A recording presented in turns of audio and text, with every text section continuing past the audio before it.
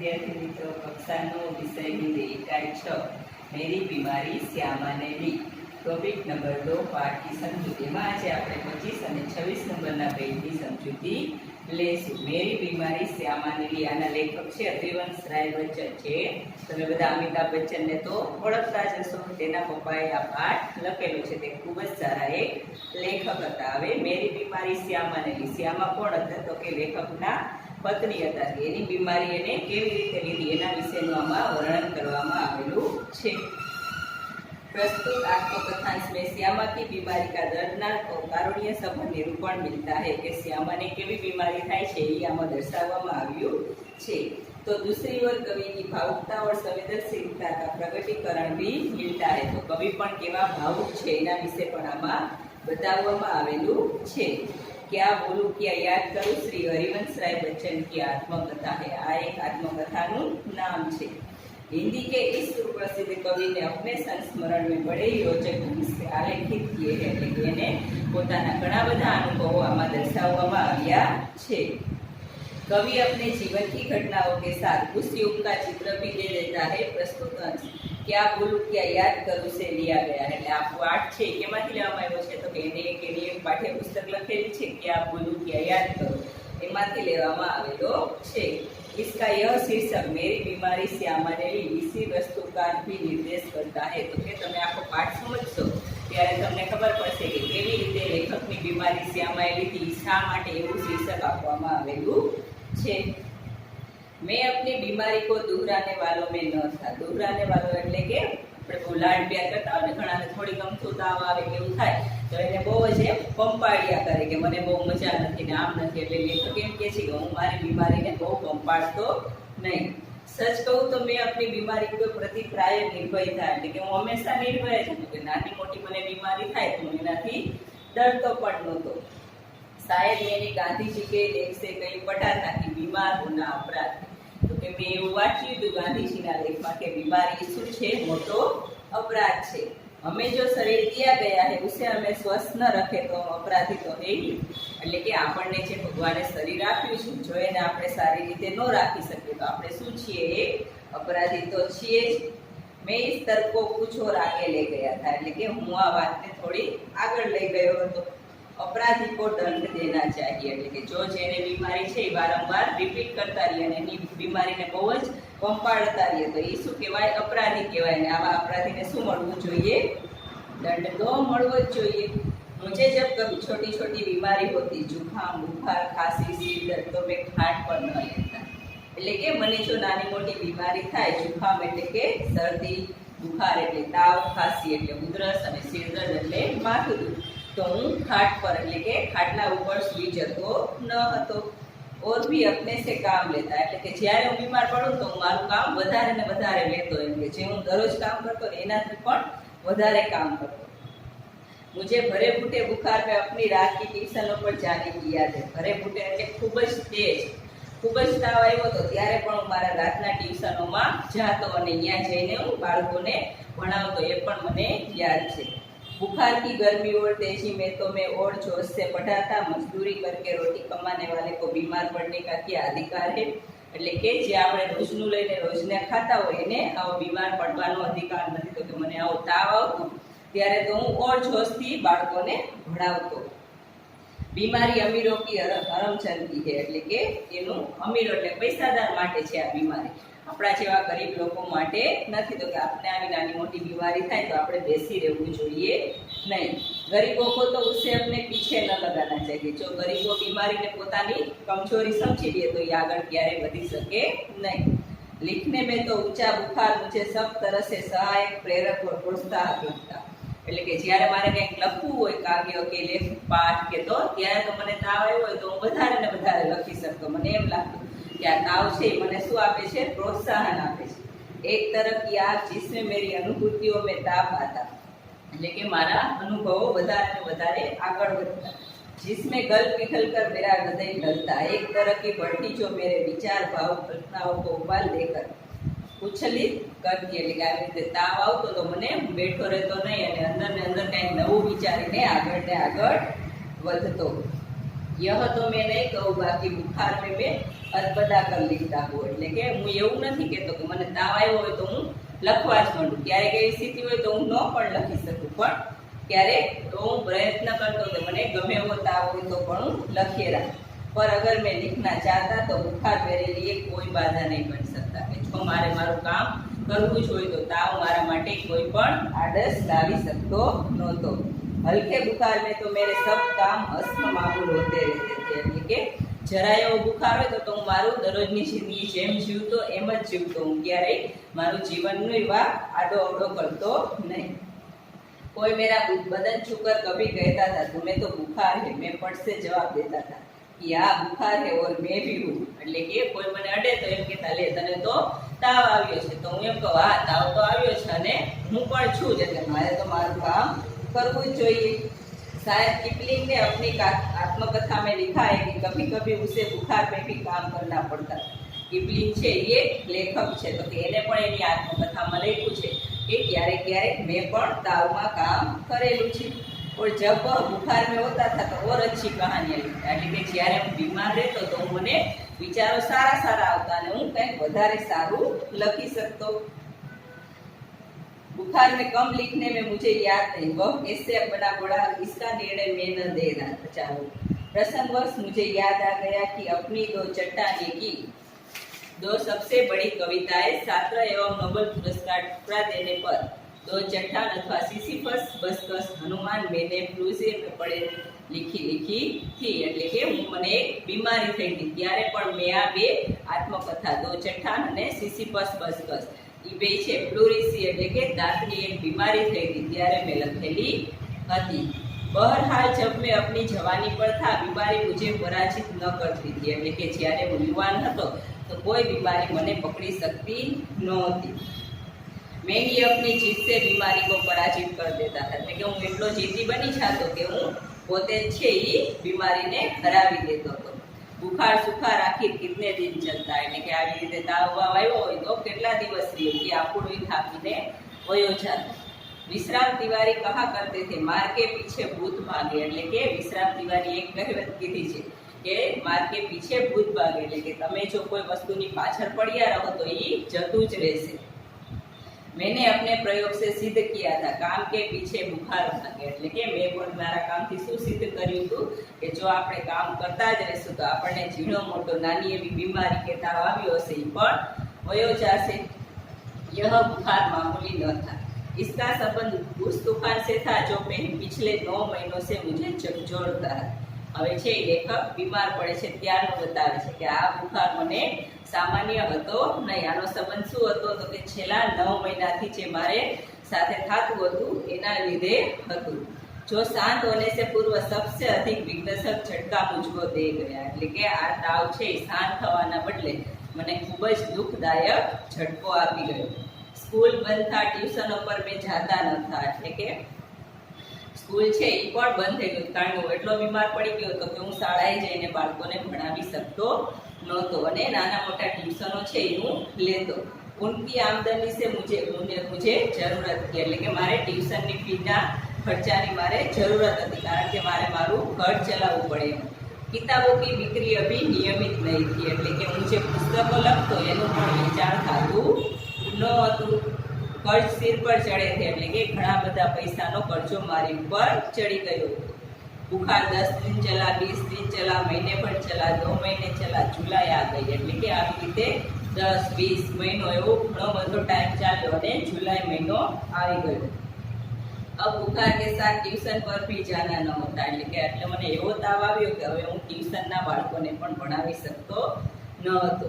दिन भर स्कूल में पढ़ाना भी पड़ता, એટલે કે ક્યારેક ક્યારેક હું સ્કૂલે જઈ અને ભણાવી લેતો। बुखार का नमूना वही सुबह बिल्कुल नहीं, शाम को 101-102 के बीच, એટલે કે તાવ કેવો કે સવારે મને સાવ ન હોય પણ સાંજે જોવો તો 100-101-102 એવો તાવ થઈ જતો। कमजोरी दिन दिन बढ़ती हुई, कभी कभी धीमी धीमी खांसी, दवा सोकिया दवा बाटू एक होमियोपैथी कर रहा था, એટલે કે કમજોરી दिन भर दिन बढ़ती हुई, એટલે કે દરરોજ તાવ આવતો તો પછી ધીરે ધીરે મારા શરીરમાં શું આવી ગયું કમજોરી આવી ગઈ। ધીમી ખાંસી એટલે કે હળવી હળવી ઉધરસ આવતી, દવા શોકિયા દવા બાટું એટલે કે કોઈ જી કે મને આયુર્વેદિક ઉપચાર કે હોમિયોપેથી ઉપચાર બધું હું કરી લેતો. કભી કભી સોચતા क्या मुझे तपेदिक हो गया है એટલે કે શું મને આવી કોઈ મોટી ટીબી નામની છે એવી બીમારી થઈ ગઈ છે.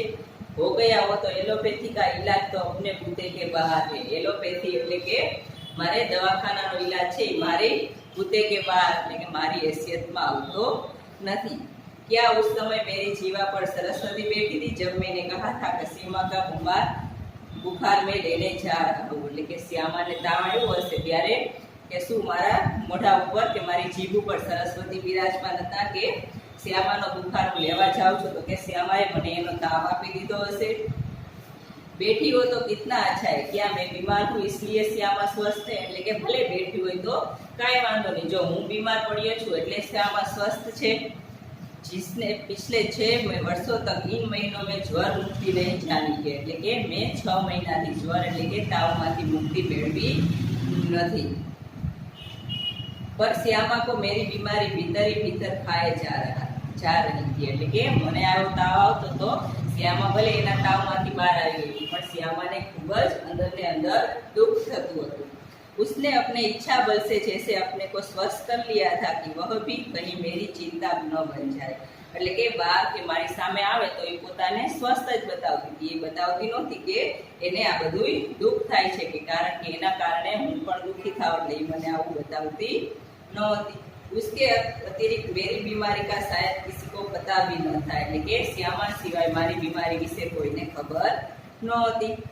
क्योंकि सारे काम तो मैं सामान्य रूप से किए जाता था કારણ કે દિવસે એને તાવ તો બિલકુલ નહોતો. જે તાવ આવતો એ સાંજે જ આવતો એટલે દિવસ દરમિયાન કોઈ લોકોને એની ખબર પડતી નહીં. गर्मी में तो सभी थोड़े बहुत दुबले हो जाते हैं એટલે કે ગરમીના દિવસોમાં તો બધા લોકો પાતળા થઈ જ જાય છે એટલે કે હું બીમાર છું એના લીધે લોકોને ખબર ન પડતી કે આ માણસ કેમ પાતળો થઈ ગયો છે. एक दिन उसने मुझसे कहा कि मैं डॉक्टर बीके मुखर्जी से अपनी परीक्षा कराऊं એટલે કે શ્યામાએ મને કીધું કે તમે જાઓ અને બીકે મુખર્જી પાસે તમારું નિરીક્ષણ કરાવો. मैंने टाट मटोल की तो उसने ब्रह्मास्त्र छोड़ दिया એટલે કે મેં નખરા કર્યા મારે કઈ દવાખાને ન જાવ ને આમ ને તેમ તો એને તો બ્રહ્માસ્ત્ર એટલે કે આમ કંઈક એવું વચન કહી દીધું એના પત્નીએ તો એને કરવું જ પડ્યું. मैं जब तक अपने डॉक्टर को न दिखलाऊंगा वह खाना नहीं खाएगी. એને કીધું કે તમે જ્યારે હવે સાંજે ડોક્ટર પાસે જઈ અને તપાસ નહીં કરાવો ત્યાં સુધી હું જમીશ નહીં. ब्रह्मास्त्र मानना ही था એટલે કે હવે પત્નીએ જે કીધું એ તમારે માનવું જ પડશે. डॉक्टर मुखर्जी को भय था कि मुझ पर क्षय का आक्रमण हुआ है એટલે કે મને જાણે ક્ષય થઈ ગયો છે એવું ડોક્ટર મુખર્જીને लागी. नुस्खा उन्होंने लिख दिया और कुछ दिन चिंता मुक्त होकर पूरी तरह आराम करने को कहा એટલે કે નુસ્ખા એટલે કે એને ઉપાય આપ્યો કઈ આયુર્વેદિક અને મને શું કીધું કે હવે તમે ચિંતામાંથી બહાર નીકળી અને થોડા દિવસ આરામ કરો. નુસ્ખા मुझे मौत का परवाना लगा એટલે કે એનો નુસ્ખો જે આપ્યો હતો એ શું લાગ્યું મને મોતનો પરવાનો એટલે કે મને જાણે મોત તરફ ધકેલતો હોય એવું લાગ્યું. क्या मेरी विदा का समय आ गया એટલે કે હવે શું મારા જિંદગીમાંથી જતું રહેવાનું છે. क्या इतने ही दिनों के लिए आया था શું માત્ર આટલા દિવસો માટે જીવવા આવ્યો હતો. इतना ही गाने गुनगुनाने केवल इतना श्रम संघर्ष करने इतने दुख संकट उठाने એટલે શું આટલા દિવસો ગીત ગુનગુનાવવા શ્રમ કરવા અને દુઃખ ઉઠાવવા માટે આવ્યો હતો. સ્વાગત કે ही साथ विदा की होती देखी तैयारी એટલે કે જાણે પછી તો હું જીવનમાં આવ્યો છું અને પાછું જવાનું હોય એવું મને લાગતું હતું. બંધ લગી હોને ખુલતે ही मेरी जीवन मरुशाला એટલે કે જાણે હજી તો મારું જીવન શરૂ થયું હોય અને તરત પાછું બંધ થવા લાગ્યું એવું લાગ્યું મને. क्या मैंने अपनी भविष्यवाणी स्वयं कर दी थी એટલે કે શું મેં મારી ભવિષ્યવાણી મારી જાતે જ કરી હતી. सबसे मर्मवेदी प्रश्न था क्या श्यामा के भाग्य में वैधव्य भी लिखा है એટલે કે બીજો પ્રશ્ન શું હતો કે શ્યામાના ભાગ્યમાં વિધવા થવાનું લખ્યું છે. मरने से मुझे डर नहीं था लेखक કહે છે કે મરવાથી મને ડર હતો નહીં. वह मुझे कठिन भी नहीं लगा એટલે કે એ મને મુશ્કેલ પણ ન લાગી. कठिन लगा मरने के पहले जीना એટલે કે મને શું કઠિન લાગ્યું કે મરવા પહેલાનું જે મારું આ જીવન બીમારીવાળું છે એ મને ખૂબ જ મુશ્કેલ લાગ્યું. पूरे आराम के अर्थ हो के ट्यूशन छोड़ दूँ स्कूल से छुट्टी ले लूँ ज्यादा तो बगैर पंखा के लेने को तैयार हो એટલે કે ડોક્ટરે મને કીધું કે તમારે સાવ આરામ જ કરવાનો છે. તો કે હું સાવ આરામ કરું તો મારે શું કરવાનું તો કે ટ્યુશનમાંથી રજા લઈ લેવાની સ્કૂલમાંથી રજા લઈ લેવાની तो આવી રીતે મારી તનખ્વાહ એટલે કે મારો પગાર બંધ થઈ જશે। फिर घर का खर्च कैसे चलेगा એટલે કે મારો ઘરનો ખર્ચ કેવી રીતે ચાલશે। शालिग्राम केवल अपनी तनख्वाह के बल पर घर नहीं चला सकते। शालिग्राम છે એનો ભાઈ છે તો કે ઈ પણ એની તનખ્વાહથી ખાલી ઘર ચલાવી શકશે નહીં। कर उनकी बदली हो सकती है तब वे एक पैसा भी घर भेजने की स्थिति में न होगे। जो एनी बदली થઈ જશે તો ઈ પણ 1 રૂપિયો પણ ઘરે મોકલવાની સ્થિતિમાં ન હશે। महंगी महंगी दवाई कहाँ से आएगी। किताबों से आमदनी अनियमित अनिश्चित है એટલે કે ખાલી હું આજે ચોપડીઓ લખું ઈ વેચી અને કેટલા પૈસા કમાઈશ અને એની આમદનીથી ઘર ખર્ચ ચલાવવું છે શું છે ખૂબ જ મુશ્કેલ છે। कर्ज भी अदा करने को कम नहीं है એટલે કે અત્યારે મારે કરજો કરવો એ પણ આસાન નથી। શ્યામાને मेरी बीमारी सुनी तो काप उठी। શ્યામાને જ્યારે ખબર પડી કે મુખર્જીએ મને આ બીમારી કીધી છે તો એ એકદમ ધ્રુજી ઉઠી। पर तुरंत संभल भी गई અને દ્રઢ भी हो गई એટલે કે તરત સંભળી પણ ગઈ કારણ કે એને છે ને લેખકને हिम्मत આપવાની। जैसे उसने पल भर में अनुभव कर लिया कि उसका कापना मैं सहन नहीं कर सकूंगा। એને ખબર પડી ગઈ કે જો હું નબળી પડી જાય તો મારા પતિ પણ એકદમ કમજોર થઈ જશે એટલે એ પાછી સંભળી ગઈ। इस खबर से मेरे माता पिता को लखवासा मार गया એટલે કે એના મમ્મી પપ્પા છે એ પણ ખૂબ જ આઘાતમાં આવી ગયા। पिताजी धैर्यवान व्यक्ति थे। उन्होंने मुझसे कहा घबराओ नहीं हम घर बेचकर तुम्हारा इलाज करें એટલે કે પિતાજી ખૂબ જ ધીરજવાળા માણસ હતા। એને કીધું કે તું મૂંઝાઈશ નહીં પૈસા નહીં હોય તો આપણે ઘર વેચીને પણ તારો ઈલાજ કરશું। शालिग्राम असमर्थ था कि एक उसास लेकर रह गए એટલે કે શાલિગ્રામ અસમર્થ થાય કે ઈ પોતાના પરિવાર માટે કાંઈ નથી કરી શકતા એવું એક અસમર્થ માણસ જેવું ઉસાસ એટલે ઊંચો શ્વાસ લેવા લાગ્યા। मैंने कुछ दिनों के लिए ट्यूशन और स्कूल से छुट्टी ले ली એટલે કે ડોક્ટરે આરામ કરવાનું કીધું તો મેં થોડા દિવસો માટે स्कूल और ट्यूशन माथी रजा ले ली। किताबों की बिक्री से कुछ रुपए पड़े थे उनसे दवाई मंगा ली और 4 पाई पर लेट गया એટલે કે ચોપડીઓ જે મેં લખી હતી એનું વેચાણ કરી અને જે થોડા ઘણા પૈસા મળ્યા એનાથી મેં દવાઈઓ મંગાવી લીધી। શ્યામા की सेवा साकार हो गई એટલે કે શ્યામાને જે મને શ્યામાએ મારી સેવા કરી એ શું થયું સફળ થઈ ગઈ। डॉक्टर ने निश्चित होकर आराम लेने के लिए कहा था। जब बहुत कुछ करने को रहता था तो चिंता के लिए समय ही कहा था એટલે કે ડોક્ટરે એકદમ નિશ્ચિત થઈને કીધું કે તમારે બધી ચિંતા છોડીને શું કરવાનું છે આરામ કરવાનો છે। તો કે હવે કાંઈ કામ રહ્યું જ નહોતું તો મારે ચિંતા કરવાનો કાંઈ સમય જ નહોતો। अब तो चिंता ही चिंता करने को थी। विशेष चिंता भी मुझे सिर पर चढ़े कर्ज की એટલે કે ડોક્ટરે મને ચિંતા કરવાની ના પાડી પણ જ્યારે બધી બાજુથી અત્યારે ઇન્કમ મારી બંધ હતી તો મને ખૂબ જ મારી ઉપર જે થવાનો ખર્ચો હતો એની ચિંતા હતી। मेरा इलाज हो या न हो पर कर्ज की किस्त तो जानी ही चाहिए એટલે કે મારો इलाज पूरो થાય કે ન થાય પણ कर्जની કિંમત તો વધતી જ જવાની છે। उसकी नियमित अदायगी के साथ मेरी साख जुड़ी थी એટલે કે તેનું નિયમિત દેવાનું એટલે કે કર્જ આપણે કોઈનો લીધો હોય પૈસા લીધા હોય તો એ તો મારે નિયમિતપણે ચૂકવવા જ પડશે। उसका जाना मेरे मरने से पहले ही मेरी मौत होगी એટલે કે જો આ કર્જ વધતો જશે તો કે ઈ મારી માટે શું છે મારા મોત પહેલાની જાણે મારું મૃત્યુ થઈ ગયું છે એવું મને લાગશે। અહીંથી આગળ બાળકો આપણે આગળના વિડીયોમાં જોશું।